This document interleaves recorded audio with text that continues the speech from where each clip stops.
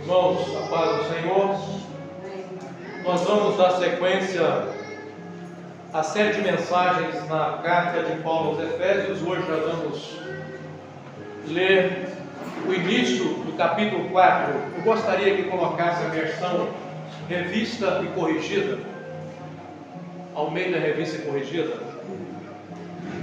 Efésios 4, versículos de número 1 ao 3.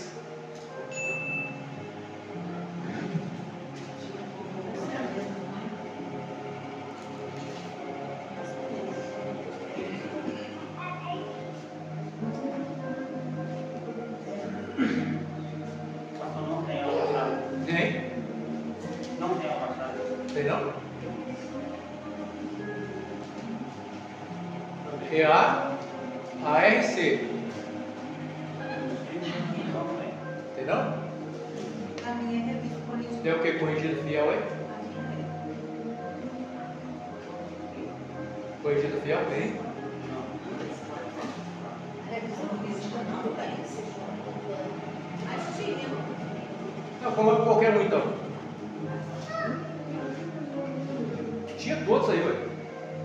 Todas as versões.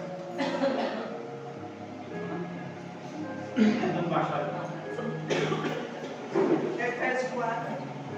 Efésios 4, 1 ao 3. Efésios 4, 1 ao 3. Pode ser.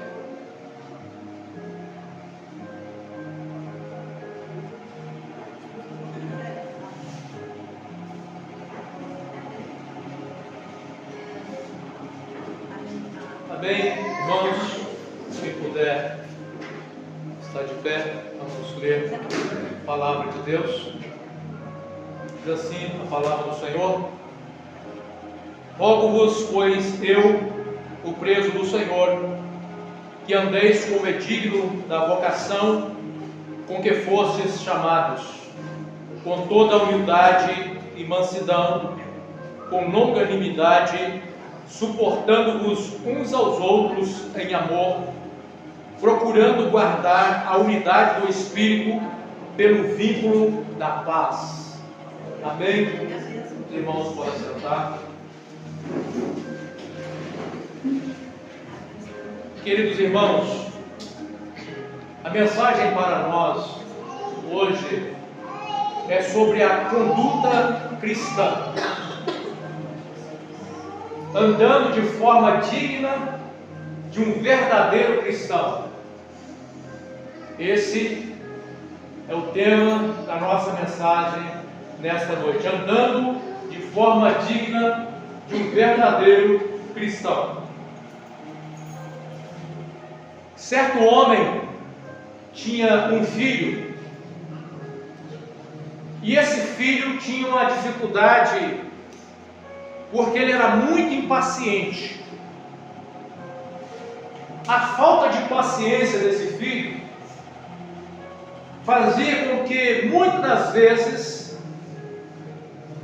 ele, perdendo a paciência facilmente, ele acabava falando e respondendo às pessoas de forma áspera, e com isso feria muitas das pessoas.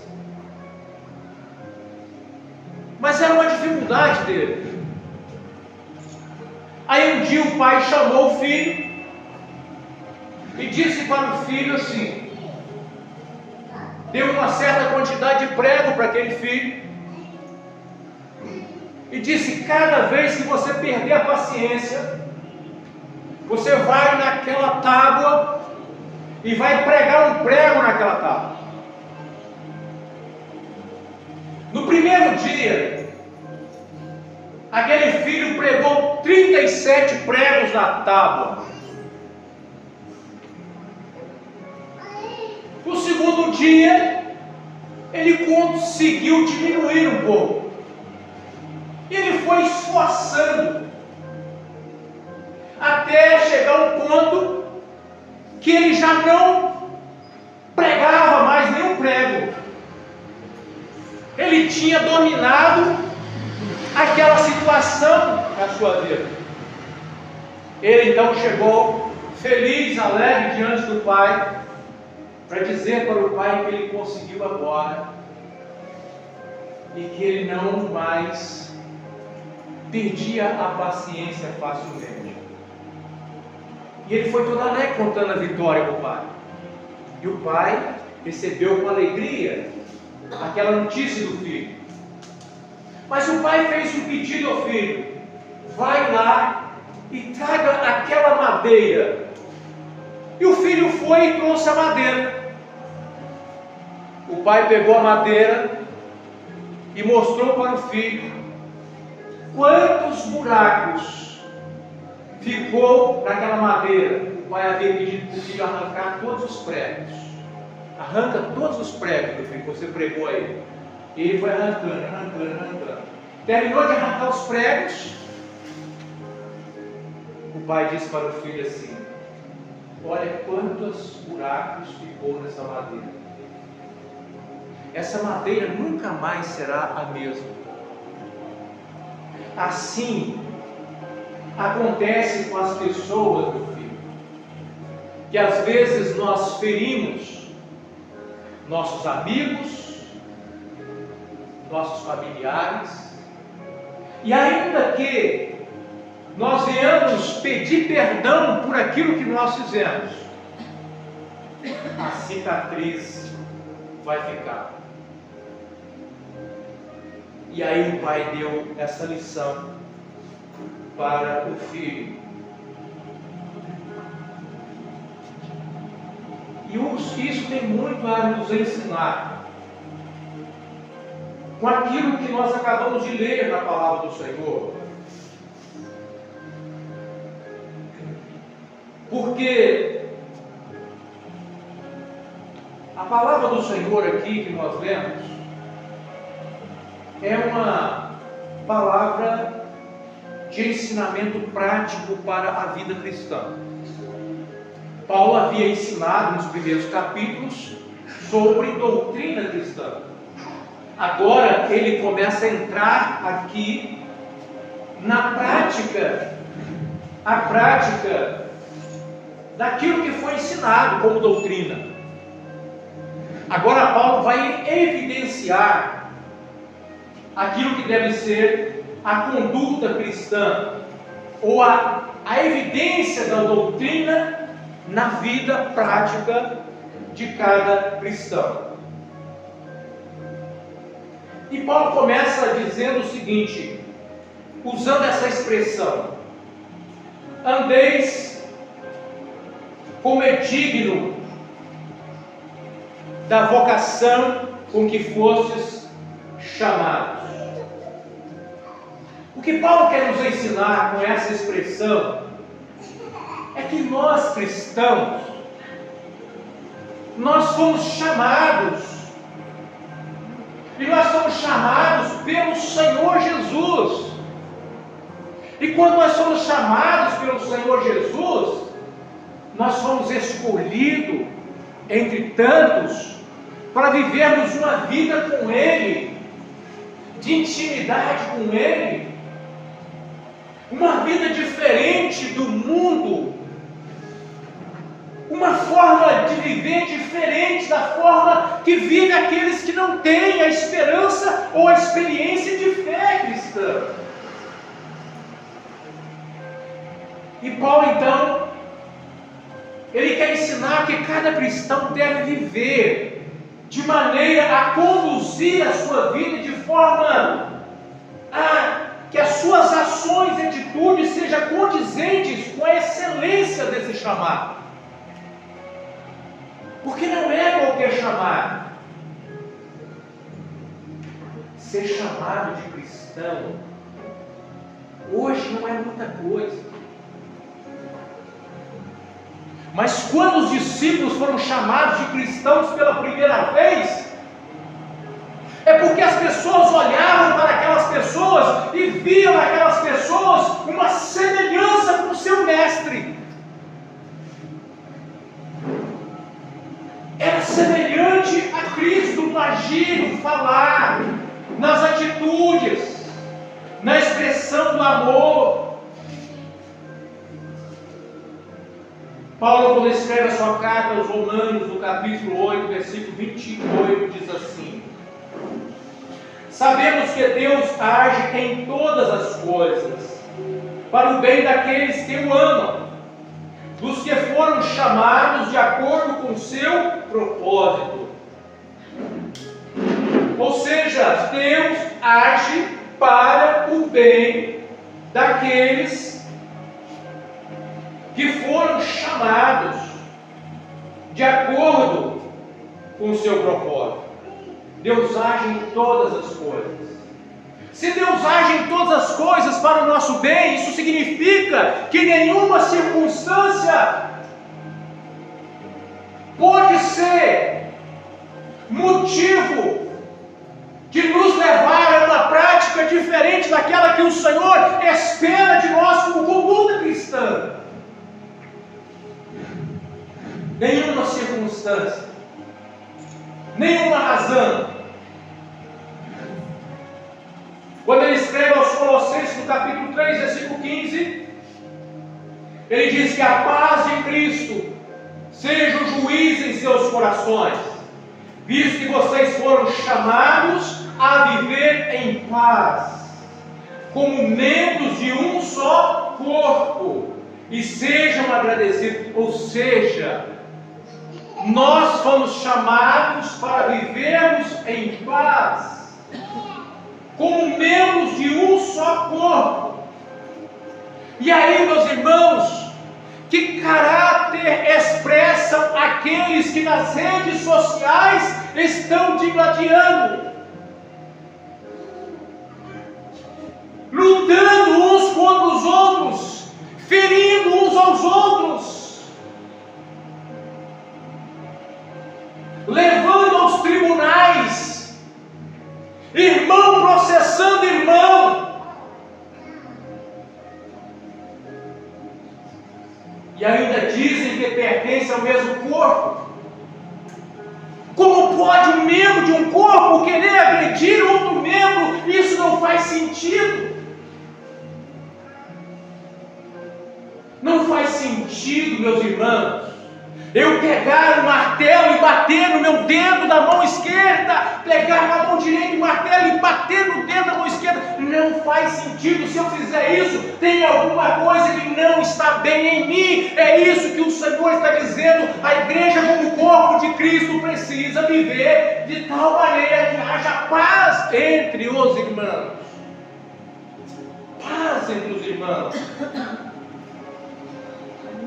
Devemos deixar com que Cristo seja aquele que nos conduz quando as paixões tentar aflorar em nós, não sermos dominados por ela, mas sermos guiados pelo Espírito de Deus.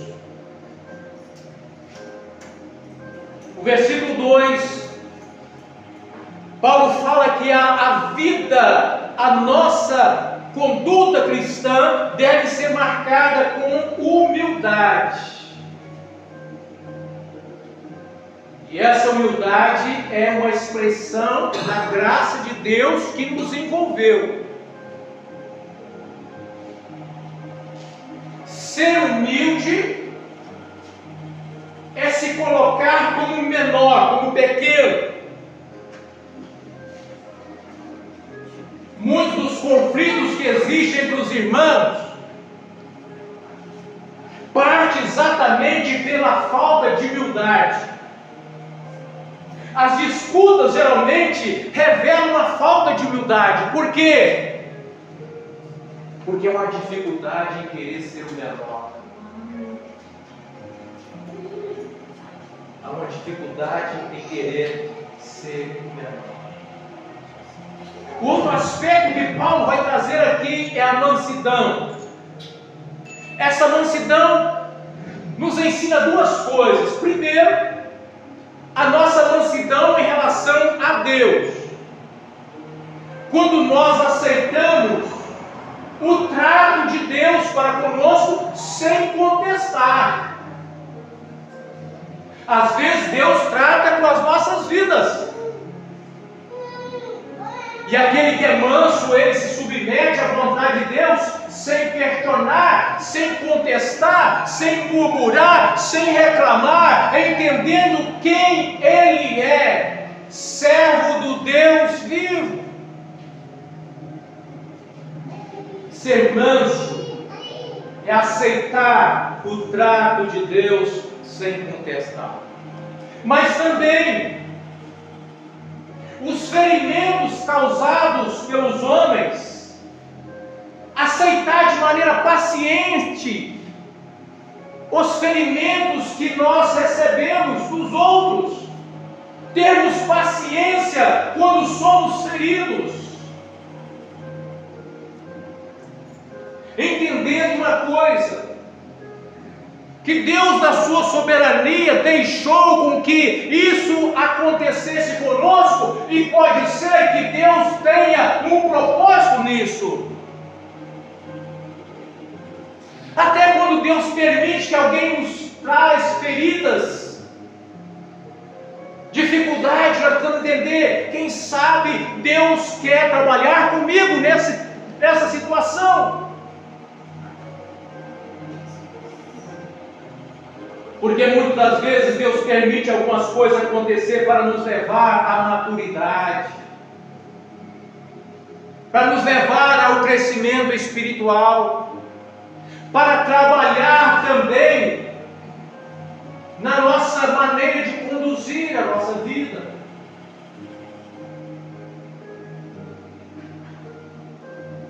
Paulo, escrevendo aos Gálatas, no capítulo 6, versículo 1, ele diz assim: irmãos, se alguém for surpreendido em algum pecado, vocês que são espirituais deverão restaurá-lo com mansidão. Olha a mansidão presente aqui. Vocês que são espirituais, quando surpreender algum irmão cometendo um pecado, você deve trabalhar com mansidão para levar aquele irmão à restauração. E ele continua dizendo: cuide-se, porém, cada um, para que também não seja tentado. Ou seja, você vai às vezes ajudar o seu irmão e você acaba sendo tentado e acaba pecando também. Isso é uma mansidão, o agir manso. Quando ele escreve a sua segunda carta a Timóteo, no capítulo 2, versículo 25, ele diz assim: deve corrigir com mansidão os que se lhe opõem, na esperança de que Deus lhe conceda arrependimento, levando-os ao conhecimento da verdade. Paulo está dizendo que nós devemos corrigir uns aos outros com mansidão. Com mansidão, e na esperança de que Deus trabalhe na pessoa que cometeu o erro, para levá-la ao arrependimento e ao conhecimento da verdade. Aqui ele está falando de pessoas que se desviam da verdade, que se tornam muitas vezes opositores da verdade, e nós temos muitos aí, opositores da verdade, que já foram servos de Deus fiéis, já tiveram uma caminhada fiel com o Senhor e que se desviaram por alguma razão e que agora se colocaram numa jornada de agressão, de se opor àqueles que permanecem. Mas os que permanecem devem ainda com esses agir de maneira a corrigir com mansidão, esperando que Deus lhe possa produzir arrependimento e torná-lo a comunhão com Deus novamente.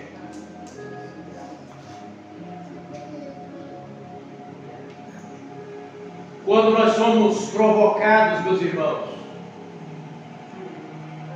nós precisamos entender que nós precisamos da ação do Espírito dentro de nós, para que nós possamos manter sempre a condição de controlar os nossos sentimentos. Controlar os nossos sentimentos para que haja a manutenção da unidade da paz. A unidade entre os irmãos. Para que haja paz entre os irmãos. A regra para que haja esse convívio de paz, quando há um conflito, até mesmo teológico, nós precisamos entender que no que é essencial, unidade, naquilo que é essencial da fé, estamos unidos. Nas coisas duvidosas, nas perguntas duvidosas que não estão tão claras na Bíblia, que dão margem para interpretações, muitas vezes um pouco diferentes uma da outra, por exemplo, escatologia. Aí nós temos que ter liberdade. Cada um tem a liberdade de defender aquilo que ele entende ser correto. E em todas as coisas, amor. Em todas as coisas, amor. Ao servo do Senhor não convém contender, mas sim ser manso para com todos, e apto para ensinar, diz Paulo. Ao servo do Senhor não convém contender, mas sim ser manso para com todos, e apto para ensinar. Sofredor. É isso que ninguém quer. A confusão acontece porque ninguém quer sofrer. Ninguém quer sofrer por amor a Cristo. E quando vem alguma coisa que fere, vai logo devolver na mesma altura, ou talvez até mais alto um pouquinho.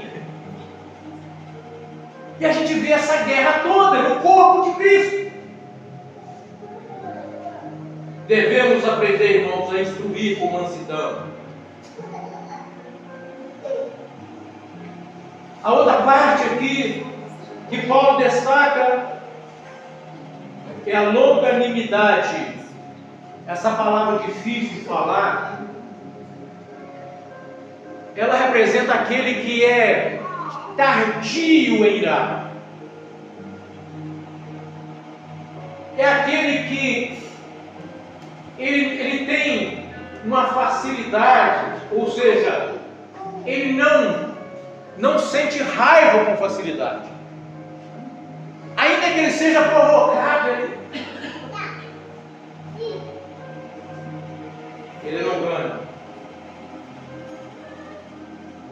Ele é aquele tipo de pessoa que procura como falar, como responder a afronta recebida, como responder à afronta de maneira que não agrave a situação.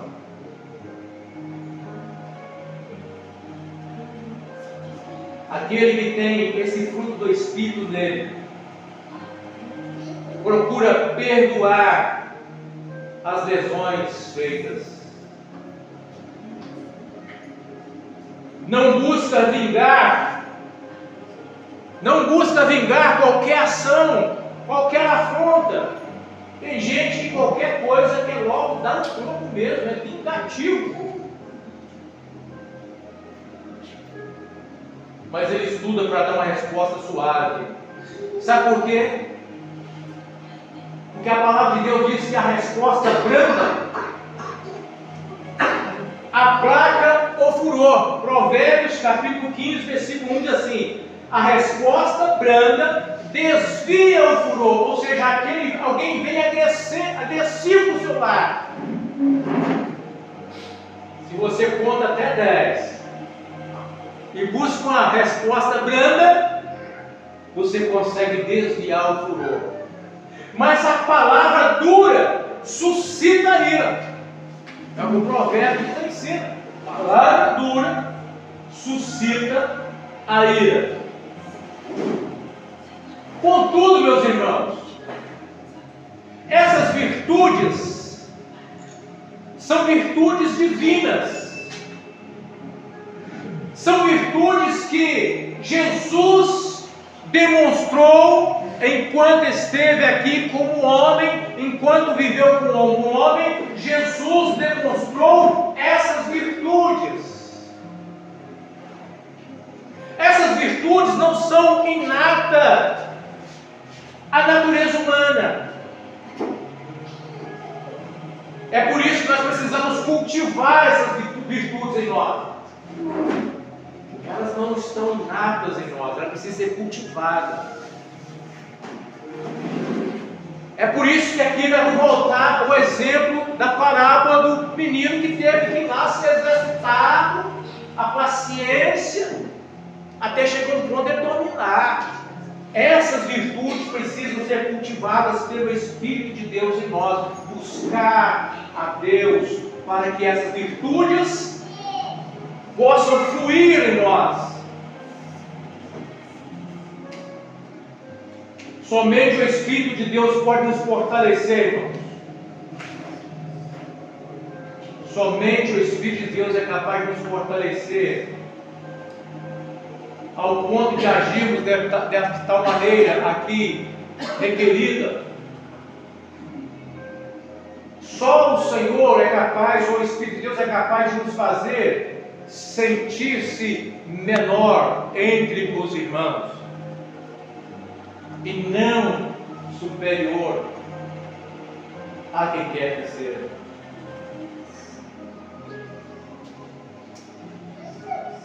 A ideia aqui de suportando-vos uns aos outros em amor. Essa ideia de suportar é uma ideia de tolerar. O que significa isso? Significa que na igreja do Senhor nós temos que conviver com as pessoas diferentes. Algumas estão começando a caminhada, outras estão mais maduras na fé. Algumas têm uma natureza própria diferente do outro. Um é mais enérgico, o outro é mais calmo. E nós temos que compreender essas diferenças. E nós temos que suportar as diferenças dos irmãos, demonstrando como paciência, demonstrando paciência com os outros, demonstrando amor para com os outros. E a ideia do suporte também tem a ver com aquilo que nós nos prontificamos a ajudar o irmão ou a irmã que tem uma determinada dificuldade. Ter paciência e se colocar à disposição para ajudar a pessoa a vencer a sua dificuldade. É um ajudando o outro. Muitas vezes, meus irmãos, nós pedimos que Deus seja paciente conosco, com as nossas falhas, mas nós não queremos o mesmo, não exercemos o mesmo com os outros, né? Queremos que Deus tenha paciência com as nossas falhas, mas quando alguém falha conosco, nós não queremos ter paciência com ele. Queremos que Deus nos perdoe sempre, mas quando alguém comete alguma falha contra nós não queremos perdoar. Não deve ser assim. A conduta cristã não deve ser assim. Precisamos desenvolver o fruto do Espírito. E esse desenvolvimento do fruto do Espírito é um processo. É um processo de transformação interior que vai acontecendo dentro de nós. É um processo de transformação interior. E à medida que nós vamos buscando mais a Deus, a ajuda de Deus, por meio da oração, por meio da palavra, devocional, discipular, jejum, os meios de graças estão à disposição. disposição para que nós possamos trabalhar para o nosso crescimento, porque o fruto do Espírito tem tudo a ver com o caráter do cristão. O fruto do Espírito tem tudo a ver com o caráter do cristão.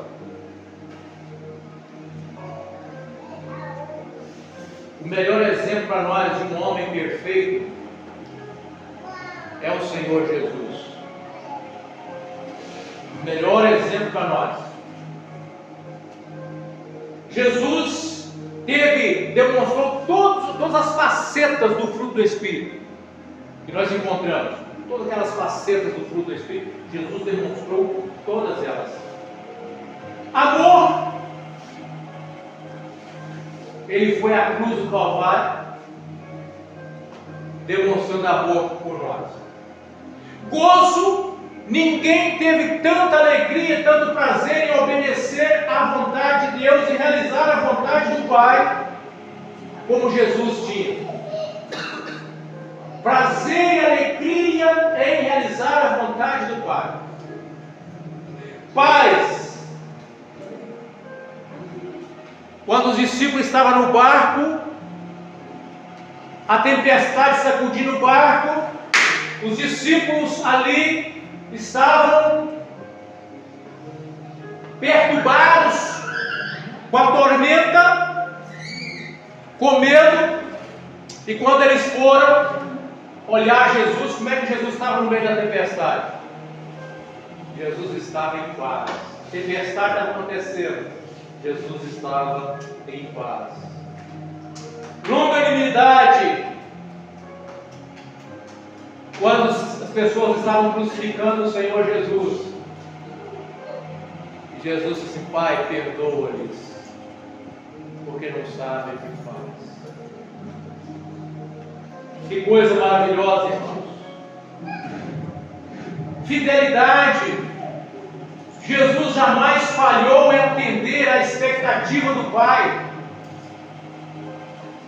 Jesus jamais falhou. Ele teve fidelidade para aquilo que foi a sua missão. Mansidão. Jesus também expressou mansidão e humildade. Humildade ao ponto dele poder lavar os pés dos seus discípulos. Ele, sendo mestre, lavou os pés dos seus discípulos. Temperança, sempre manter total controle de si mesmo e submissão ao Pai. Quando foi tentado no deserto, em nenhum momento ele perdeu o controle. Com isso nós devemos mirar em Cristo, irmão. Como cristãos nós precisamos olhar para Cristo e mirar em Cristo. Devemos procurar imitar a Cristo, porque é isso que a palavra do Senhor nos instrui. O cristão é chamado, o cristão é chamado para imitar a Cristo.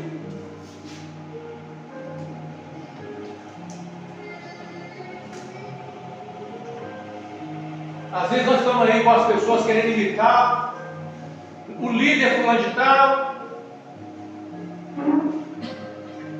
as pessoas, os homens, os grandes nomes, mas quem nós devemos imitar mesmo, às vezes deixamos de olhar para ele. E o grande problema quando nós deixamos de imitar a Cristo, ou de colocar o nosso olhar, o nosso foco em Cristo, é que aí nós experimentamos as frustrações religiosas. Quando nós estamos espelhando numa liderança qualquer, em vez de imitar a Cristo, estamos imitando o homem, achando que fulano é o santo homem de Deus. Chega um momento que vem a frustração religiosa, mas aquele que mira em Cristo jamais será frustrado. porque Cristo não decepcionou e não decepciona nenhum de nós. Aleluia por isso. A palavra de Paulo, no versículo 13 desse mesmo capítulo que nós lemos, diz que nós devemos buscar um crescimento espiritual, até que todos cheguemos à unidade de fé e o conhecimento do Filho de Deus, a varão perfeito, à medida da estatura completa de Cristo. Ou seja, nós precisamos buscar esse crescimento espiritual até chegarmos à medida de varão perfeito. A ideia de varão perfeito aqui está relacionado, não é o homem que não erra, mas é a ideia de maturidade, até que nós alcancemos a maturidade adulta, espiritualmente falando. E nem Paulo julgou de alcançar essa maturidade quando estava como apóstolo. Quando ele escreve aos Filipenses, ele vai no capítulo 3, versículo 12 ao versículo 14, ele está falando da corrida cristã, e ele vai dizer o seguinte, que ele não julga ter alcançado essa perfeição, essa maturidade, mas ele tinha quem na mira dele? Cristo. O alvo dele era Cristo. Ele dizia assim: uma coisa eu faço, deixando as coisas que ficam para trás, eu sigo para o que está à minha frente, para o prêmio da soberana vocação de Deus em Cristo. E é assim que deve ser a nossa vida cristã. Nós devemos perseguir essa maturidade, esse crescimento, essa imitação de Cristo. Ainda que nós não chegaremos a agir totalmente da forma como Cristo agiu, mas nós precisamos perseguir isso. Precisamos desejar agir assim. Isso faz parte da nossa conduta. E para concluir, irmãos, o que nós aprendemos com relação à vida cristã, o que nós aprendemos sobre vida cristã, sobre doutrina cristã, deve ser demonstrado no nosso viver diário como cristão. Nós não devemos aprender sobre a vida cristã apenas para dizer que, olha, eu sei muita coisa sobre a vida cristã. Ora, grandes coisas. Saber tudo sobre a vida cristã, se nas minhas ações isso não floresce, isso não se manifesta, aí se torna até pior. Porque quanto mais eu conheço, mais Deus espera que eu possa fazer aquilo que eu conheci e aprendi, colocar em prática na minha vida.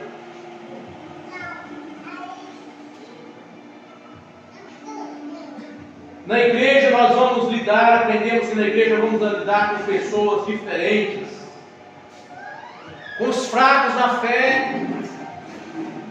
Vamos lidar com cristãos, com crentes carnais, vamos lidar com crentes carnais. Vamos lidar com pessoas de temperamento diferente. Ainda assim nós devemos prezar pela paz no corpo de Cristo.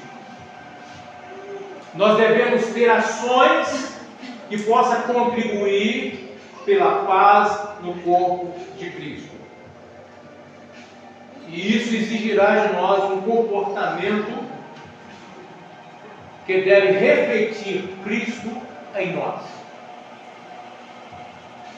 Um comportamento que deve refletir Cristo em nós. Tendo humildade, ou seja, considerando-nos o menor e o outro maior do que nós. Se cada um de nós considerar o outro maior, como é que fica, hein? Eu me considero pequeno, mas o outro é maior que eu. E o outro vai dizer, eu me considero pequeno. Então fica todo mundo do mesmo tamanho, todo mundo se torna pequeno. Que coisa boa, né? Mansidão, aceitando o trato de Deus com mansidão, sem contestar o agir de Deus, o porquê Deus está permitindo acontecer algumas coisas comigo. Porque quando eu sou ferido pelos outros, ter paciência, não está e lá dando troco logo de cara, vai orar primeiro, vai buscar uma palavra branda para resolver o problema. Deixar a ideia de vingança acumular. A longanimidade, ou seja, buscar não irá facilmente. Buscar não irá facilmente. Mas se caso nós irarmos, vamos fazer o que a Bíblia nos ensina: não peques. Não peques. E a gente, quando ira, fala palavrão, xinga o outro quanto é nome. Ainda que você chegue por um momento de ficar irado, não cometa pecado. E outra coisa, procura resolver o problema o mais rápido possível. Antes que o dia se finda. Devemos buscar sempre perdoar as lesões feitas pelos outros. Porque é isso que a vida cristã nos ensina. É isso que Cristo espera de nós, como igreja do Senhor Jesus, como igreja bíblica, né? Nós estamos querendo a igreja bíblica, então é isso. Igreja bíblica é isso. E é o que nós queremos. É o que nós queremos. E é o que, com a ajuda do Espírito Santo de Deus, nós vamos viver em nome de Jesus. Há um ponto em que as pessoas vão olhar para nós e assim, aquele grupo ali é diferente. Aquele grupo ali é diferente. As ações, não diferente na ideia de nos colocar acima dos outros, não. Diferente no sentido de testemunhar de Cristo. Testemunhar de Cristo. Sabe por quê? Porque a igreja, tudo que a igreja de Cristo faz é para glorificar a Cristo. É para dar honra a Cristo. Dar a glória a Cristo. Que as nossas ações devem ser motivo das outras pessoas glorificarem a Cristo através da nossa vida. Amém? Agora a irmã vai estar cantando o louvor. Está roubo hoje, então vamos cantar mais um louvor.